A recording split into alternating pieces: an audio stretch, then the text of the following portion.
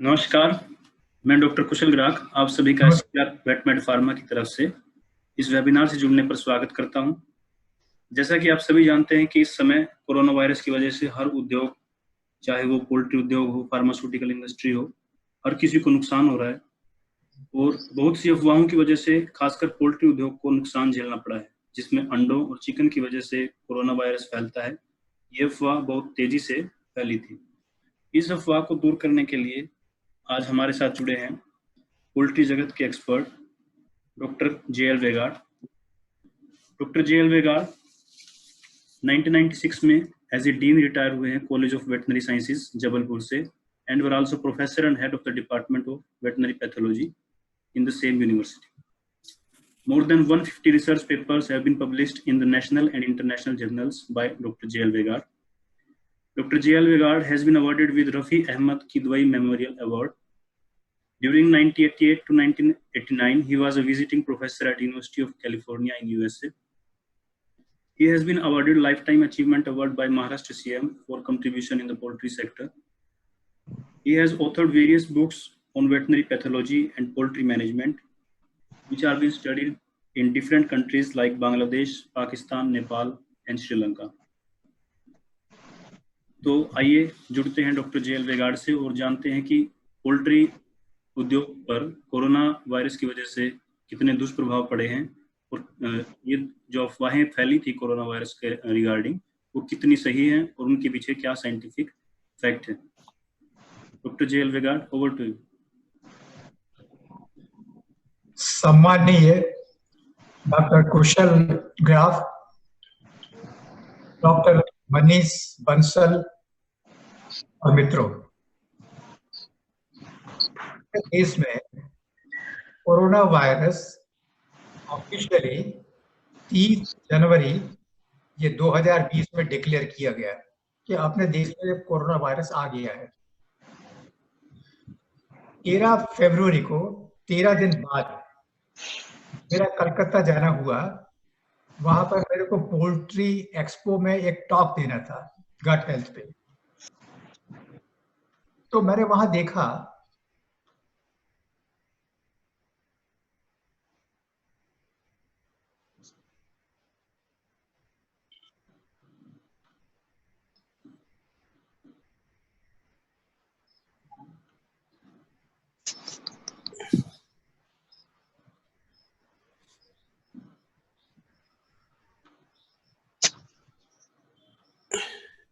Doctor J L. वेगाड़ sir,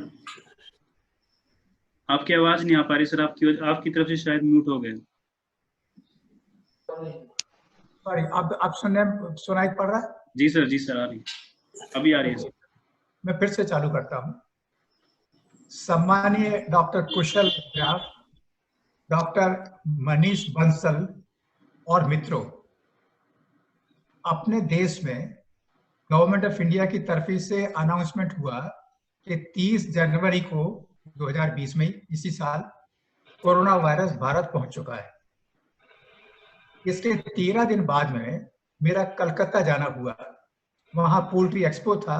वहां पे मेरे को एक सेमिनार देना था गट हेल्थ के ऊपर. वहां पे क्या हुआ कि मैंने कुछ लोगों को बात करते हुए सुना कि साहब एक र्यूमर चल रही है कि अगर आपने चिकन खाया या अंडे खाए तो आपको कोरोना वायरस का इन्फेक्शन हो सकता है, आप बीमार पड़ सकते हैं, तो इसको नहीं खाना चाहिए. तो पहली दफे मैंने ये सुना तो मैंने कहा यार ये तो गलत बात है, ऐसा कुछ तो है नहीं साइंटिफिकली. फिर कुछ रिस्पॉन्सिबल लोगों से मैंने पूछा तो कहने हाँ साहब ये र्यूमर तो चल रही है और जोर भी पकड़ रही है और ये र्यूमर आई है महाराष्ट्र साइड से. शायद मुंबई में किसी वेटनरी डॉक्टर ने ऐसा, ठीक से कुछ समझ में नहीं आया. मेरा लेक्चर खत्म हुआ, सेमिनार खत्म हुआ और नेक्स्ट डे मैं राजमुंद्री चला गया. राजमुंद्री में कैमेलिन कंपनी वालों ने एक एवियन इन्फ्लुएंजा पे मेरा सेमिनार रखा हुआ था. वहां उस समय एवियन इन्फ्लुएंजा बहुत जोरों से चल रहा था. राजमुंद्री विशाखापट्टनम में है, ये कोस्टल एरिया पे आंध्र प्रदेश में, और वहां पे हेवी मोर्टेलिटी हो रही थी. फरवरी की बात कर रहा हूँ. वहां पे भी मैंने ये रूमर सुनी कि साहब ये तो कोरोना वायरस पोल्ट्री के चिकन और अंडे खाने से आ सकता है.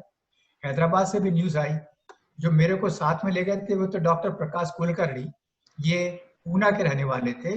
उनसे मैंने पूछा, फिर मैं लौट के, फिर सब कंप्लीट हो गया मेरा प्रोग्राम, तो मैं जबलपुर आया। जबलपुर में भी बहुत बुरी तरह से पिट रहा था मामला। ब्रॉयलर जो 70-80 बिक रहा था, वो 5 रुपए में कोई लेने को तैयार नहीं था। एकदम से इतना नुकसान हुआ कि पोल्ट्री इंडस्ट्री बहुत बुरी तरह से पिट गई, बैठ गई। कई फार्मर्स बर्बाद हो गए और करोड़ों का नुकसान हुआ।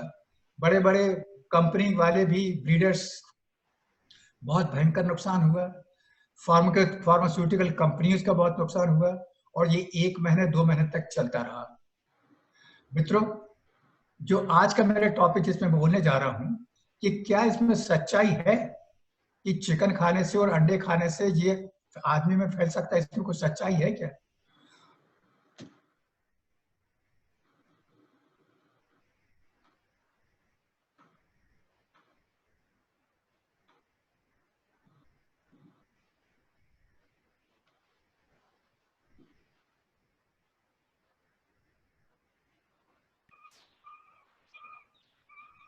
साइंस क्या कहता है, और अगर वो आदमी को नहीं जाता है पोल्ट्री से, तो ऐसे क्यों है, क्या तथ्य क्या है? तो वो साइंटिफिक फैक्ट्स में ब्रीफली बताऊंगा। इसके पहले कि मैं उस एस्पेक्ट पे जाऊं, थोड़ी सी जनरल बात बता रहा हूं मैं। ये कोरोना वायरस है क्या, और कोरोना वायरस कब आया अपने जीवन में? मित्रों, आज से 90 साल पहले 1930 में कोरोना वायरस की डिस्कवरी हुई, उसकी खोज हुई।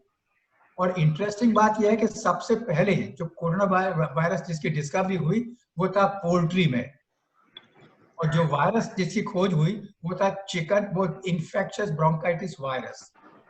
तो पोल्ट्री में ये इन्फेक्शियस ब्रोंकाइटिस वायरस जो है, ये कोरोना वायरस है। तो मतलब पोल्ट्री में कोरोना वायरस होता है, मान लिया। उसके बाद में तब तक आदमी में, ह्यूमन साइड में कोई इंफॉर्मेशन नहीं थी कि आदमी में कोरोना वायरस होता है या नहीं होता है। 35 साल बाद 1965 में ह्यूमन कोरोना वायरस की खोज हुई, और सबसे पहले ये वायरस बच्चे में, चाइल्ड में, एक छोटा सा बच्चे में, उसमें ब्रोंकाइटिस में पाया गया। उसके बाद और भी वायरस निकले, न्यूमोनिया में निकले और कफ में निकले। इस तरह से 4 कोरोना वायरस, आदमी में 4 कोरोना वायरस की खोज हुई, मगर ये 4 बहुत माइल्ड थे। जो हमको जुकाम होता है उसमें कोरोना वायरस रहता है, मगर बड़ा माइल्ड रहता है। उसके बाद में 3 और निकले। तो आज की तारीख में ह्यूमन में 7 कोरोना वायरस हम जानते हैं जिसकी खोज हो चुकी है। पोल्ट्री में केवल 1 ही है। अब ये 7 में जो 4 शुरू के थे, जो ब्रोंकाइटिस करते थे, कॉमन कोल्ड करते थे, न्यूमोनिया वगैरह करते थे, वो बड़े माइल्ड थे। मगर 2002 में एक वायरस सामने आया जो चीन से आया, उसको कहते हैं SARS virus, severe respiratory syndrome, SARS virus. उसके बाद में एक वायरस और निकला जो भी खतरनाक था। 3 खतरनाक थे, एक ये खतरनाक हो गया, एक और निकला, उसको कहते हैं मेर्स वायरस। ये सऊदी अरेबिया से इसकी खोज हुई, वहां से निकला। और तीसरा वायरस जो है वो आज का कोविड-19 है। कोविड-19 ये भी चीन से आया और चीन से पूरी दुनिया में फैल गया। कोविड-19 क्या है, वायरस क्या है, कोरोना वायरस नाम कैसे पड़ा? थोड़ा सा ये जनरल बातें थोड़ी सी जान लेते हैं। कोरोना वायरस नाम इसलिए पड़ा कि आपने देखा होगा कि इंटरनेट पे या टीवी पे कोरोना वायरस का जो स्ट्रक्चर बताया जाता है, उसके सरफेस के ऊपर प्रोजेक्शंस मिलते हैं, ऐसे प्रोजेक्शंस मिलते हैं। वो प्रोजेक्शंस हैं प्रोटीन, ग्लाइकोप्रोटीन, और वो क्लब शेप्ड होते हैं, क्लब, गदा जैसे ऊपर का पोर्शन मोटा होता है क्लब शेप्ड। तो ये सर्कुलर वायरस है, गोल वायरस है, राउंड है, और उसके चारों तरफ ये लगे हुए हैं। क्या लगे हुए हैं? ये प्रोजेक्शंस, क्लब जैसे। तो ऐसा लगता है जैसे कि वायरस के सिर के ऊपर मुकुट लगा हुआ है, क्राउन। लैटिन में कोरोना का मतलब होता है क्राउन। चूंकि ये क्राउन जैसा शेप देता है, इसलिए इसका नाम पड़ा कोरोना, कोरोना वायरस। क्यों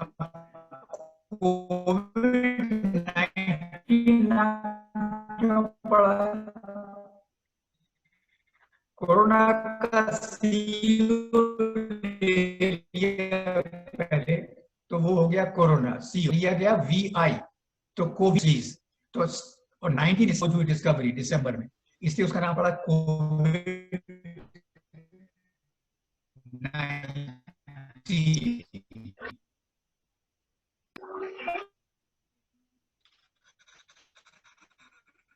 तो ये आदमी में वायरस है। अब ये चिकन में, पोल्ट्री से आदमी क्यों नहीं आ सकता है?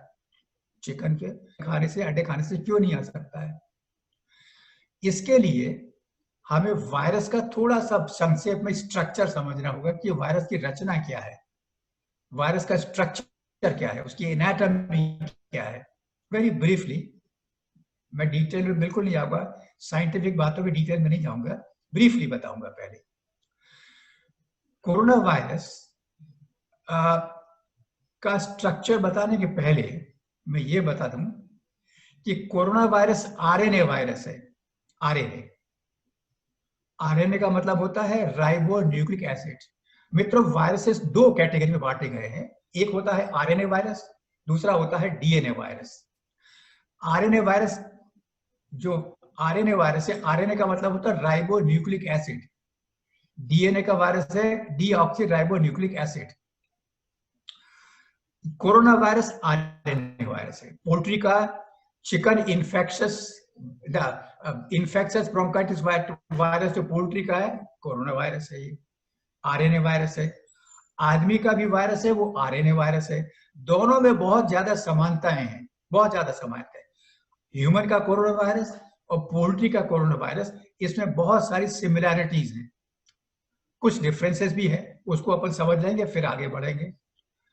अब ये जो कोरोना वायरस है, हमने बताया कि आरएनए वायरस है। आरएनए वायरस दो प्रकार के होते हैं। कोरोना वायरस में सिंगल स्ट्रैंडेड वायरस, मतलब एक डंडा है। आरएनए जो उसका, आरएनए एक्चुअली है जीनोम, जेनेटिक मटेरियल। वायरस का जेनेटिक मटेरियल दो तरह का होता है, आरएनए और डीएनए। आरएनए दो प्रकार के होते हैं, एक सिंगल स्ट्रैंड एक डंडा, और टू स्ट्रैंड। तो आरएनए वायरस जो है, ये कोरोना वायरस है, इसमें सिंगल स्ट्रैंड आरएनए है। जैसे रानीखेत डिसीज का virus, single stranded RNA. Avian influenza virus, single stranded RNA, मगर वो सेगमेंटेड होता है। मगर कई वायरस ऐसे भी हैं जो डबल स्ट्रैंडेड होते हैं, जैसे गंबोरो वायरस पोल्ट्री का, उसको इन्फेक्शियस बर्सर डिसीज भी कहते हैं। रियो वायरस पोल्ट्री का, ये भी आरएनए वायरस है, मगर डबल स्ट्रैंडेड है ये। रोटा वायरस डबल स्टैंडर्ड है। अब आप, अच्छा, डीएनए जो वायरसेस हैं, वो उसके एग्जांपल ले लीजिए। Chicken infection anemia is a DNA virus. Marek's disease is a DNA virus. Adeno viruses जो कि इंक्लूजन बॉडी हेपेटाइटिस करता है, हाइड्रोपेरिकार्डियम सिंड्रोम करता है, वो भी डीएनए वायरस है। Foul pox is a DNA virus. Anyway, अब आप सोचेंगे साहब ये हम तो भूल जाएंगे इसको, कोई बात नहीं, हम नहीं चाहते कि आप इसको याद रखें। बेसिक चीज हम जो बताना चाहते हैं, हमने इसलिए जिक्र किया कि इसके बीच में मेन डिफरेंस क्या है दोनों के बीच में, अपने काम का है। मेन डिफरेंस ये है कि जो आरएनए वायरस होते हैं वो म्यूटेशन प्रोन है, उस वायरसेस में म्यूटेशन ज्यादा होते हैं। जो डीएनए वायरस हैं वो उसमें बहुत कम होते हैं, बहुत कम होते हैं। अब ये म्यूटेशन कहां से बीच में आ गया साहब? अपन कुछ करने निकले थे और म्यूटेशन क्यों आ गया? म्यूटेशन का इंपॉर्टेंस है, इसलिए मैं बताऊंगा कि म्यूटेशन क्या होता है और कैसे होता है। अब थोड़ा सा एक चीज, म्यूटेशन जाने के पहले एक चीज और समझ लेते हैं कि वायरसेस एक तो आरएनए और डीएनए में कैटेगरी में अपन ने बांटा, दूसरे भी ये दो प्रकार के होते हैं। एक ऐसा होता है जिसके ऊपर एनवेलप होता है, एक कवरिंग, जैसे आरएनए, ये कोरोना वायरस में है, कवरिंग है, उसके ऊपर से प्रोटेक्शंस निकले हुए, उसको कहते हैं एनवेलप्ड वायरस, वो कवरिंग को कहते हैं एनवेलप। तो it is an enveloped virus. Avian influenza भी एनवेलप्ड वायरस है। Newcastle disease, Ranikhet disease enveloped virus है। कई ऐसे हैं जो नॉन एनवेलप्ड है, जैसे गंबोरो वायरस, उसमें एनवेलप नहीं होता है, नॉन एनवेलप्ड है। रोटा वायरस नॉन एनवेलप्ड है, रियो वायरस नॉन एनवेलप्ड वायरस है, एडिनो वायरसेस ये भी नॉन एनवेलप्ड वायरसेस हैं। खैर, अब फील्ड पॉइंट ऑफ व्यू से आपको बताया इसमें इसका इंपॉर्टेंस क्या है। मित्रों, जो वायरसेस में एनवेलप होता है वो इजीली डिसइंफेक्शन से मर जाते हैं। आप बायोसिक्योरिटी का पालन करते हैं अपने फार्म पे, आप डिसइंफेक्शन करते हैं ताकि बीमारियां, वायरस, बैक्टीरिया खत्म हो जाए। जब ये डिसइंफेक्टेंट आता है, एनवेलप्ड वायरस रहता है, उसके जब संपर्क में आता है तो जो वायरस रहता है, जो एनवेलप रहता है, उसके स्ट्रक्चर में प्रोटीन तो होता ही है मगर साथ में फैट भी काफी होता है। तो जब डिसइंफेक्टेंट एनवेलप के कांटेक्ट में आता है उसमें वो डिसॉल्व हो जाता है और वायरस को मार देता है फटाक से। मतलब कहने का, एनवेलप्ड वाले वायरसेस को मारना आसान है। आप बाकायदा स्प्रेइंग करेंगे, डिसइंफेक्शन करेंगे, वो मर जाएंगे। डीएनए वायरसेस जो नॉन एनवेलप्ड वायरस, वो वायरसेस जिसके ऊपर एनवेलप नहीं है, जैसे मैंने बताया गंबोरो वायरस, ये बहुत टफ होते हैं और डिसइंफेक्शन से भी नहीं मरते हैं। 140 दिन तक गंबोरो वायरस अपने फार्म पे पड़ा रहता है, मरता नहीं है। रियो वायरस भी टफ होता है, एडिनो वायरसेस भी उसमें एनवेलप नहीं होता, ये भी सारे टफ होते हैं। खैर, अब इसको टॉपिक को छोड़े, यहाँ पे थोड़ा सा संक्षेप में अपन देख लें कि स्ट्रक्चर क्या होता है कोरोना वायरस का। दोनों का एक सिमिलर स्ट्रक्चर है, चाहे वो बर्ड का ले लो, आप पोल्ट्री का ले लो, चाहे आदमी का ले लो। अब मेरे हाथ को आप समझ लीजिए, ये समझ लीजिए ये कोरोना वायरस है। एक मिनट के लिए इसको समझ लीजिए। बड़ा मैं टेक्निकल डिटेल में बिल्कुल नहीं जाऊंगा, मैं सिंपल तरीके से बताऊंगा ताकि हर कोई जो मेरे टॉक को सुन रहा है उसको समझ में आए और वो मैसेज लेके जाए कि एक्चुअली क्या है। बाद में भले भूल जाएंगे मगर अभी आप इसको समझ लीजिए। ये हाथ है, इसमें सेंटर में यहाँ पे आरएनए रहता है। आरएनए अगर उधर से ठीक नहीं दिखता, ये इसमें आरएनए यहाँ है, आरएनए बीच में सिंगल स्ट्रैंड, एक रॉड यहाँ पे पड़ा हुआ है, उसको कवर करता है प्रोटीन लेयर। उसको प्रोटेक्शन के लिए प्रोटीन लेयर उसको कवर करता है, उसको कहते हैं कैप्सिड, CAPSID। और उसको कवर करता है एनवेलप, जिसकी मैं अभी बात कर रहा था, एनवेलप। ये पूरा का पूरा एनवेलप हो गया और इस एनवेलप से प्रोजेक्शंस निकल रही है। उंगली जो मेरी यहाँ है, फिंगर्स, इसको आप मान लीजिए कोरोना के प्रोजेक्शंस निकले जा रहे हैं। तो 4 आइटम हुए, सेंटर में हुआ आरएनए, फिर प्रोटीन का कोट हुआ कैप्सिड, उसके बाद में एनवेलप हुआ और फिर ये प्रोजेक्शंस निकले। बस ये 4 चीजें अगर आपने समझ ली तो आपने कोरोना वायरस का स्ट्रक्चर समझ लिया। कोविड में भी यही है, और जो पोल्ट्री का है, चिकन इन्फेक्शस ब्रोंकाइटिस, उसकी रचना भी ऐसा ही है, दोनों की रचना सिमिलर है। अब इसमें से अपने 2 चीजें बहुत इंपॉर्टेंट है। एक तो है ये प्रोजेक्शंस, इसको समझना बहुत जरूरी, और दूसरा है ये आरएनए को। आरएनए को क्या होता है कि ये जो प्रोजेक्शंस हैं ये प्रोटीन के बने हुए, इसको कहते हैं स्पाइक प्रोटीन। स्पाइक, SPIKE, निकले हुए प्रोजेक्शंस, और ये सबसे इंपॉर्टेंट रोल प्ले करते हैं बीमारी में, चाहे वो कोरोना वायरस हो, चाहे वो पोल्ट्री का इन्फेक्शस ब्रोंकाइटिस वायरस हो। इसका मेन रोल है इसमें। अब होता क्या है कि ये पूरा का पूरा जैसे एक उंगली ले लीजिए, ये प्रोजेक्शंस निकला हुआ है कोरोना वायरस के ऊपर, पूरा का रोल नहीं है इसमें। टॉप पे थोड़ा सा पोर्शन, टिप पे, यहाँ पे एक पोर्शन रहता है जिसको कहते हैं रिसेप्टर बाइंडिंग डोमेन। मतलब कुछ अमीनो एसिड यहाँ पे होते हैं जो जाके वायरस से, जो जाके सेल से अटैच करते हैं।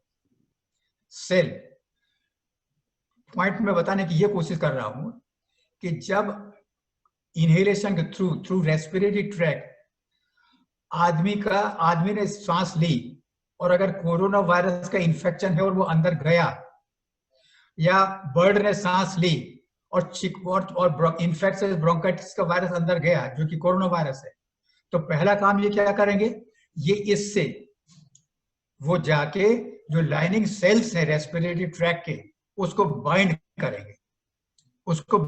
करेंगे। मान लीजिए ये मेरा राइट हैंड है, ये इसको आप समझ लीजिए सेल, और ये टिप, ये ऊपर का पोर्शन, ये सेल है, उसको बाइंड करेंगे। कहां पर बाइंड करेंगे? यहां जहां पर उसका रिसेप्टर है, जो रिसेप्टर है उससे वो बाइंड करेंगे। रिसेप्टर क्या होता है? वो रिसीव करता है, वो इसको रिसीव करता है। तो ये पोर्शन जो है कोरोना वायरस का प्रोटीन, वो जाके रिसेप्टर को बाइंड करेगा। इसको कहते हैं अटैचमेंट। ये बहुत जरूरी है। अगर वायरस ने सेल को अटैच नहीं किया तो सेल के अंदर पेनिट्रेट नहीं हो पाएगा, सेल के अंदर एंट्री नहीं हो पाएगी उसकी। और अगर सेल के अंदर उस वायरस की एंट्री नहीं होती है तो डिसीज प्रोड्यूस नहीं होगा।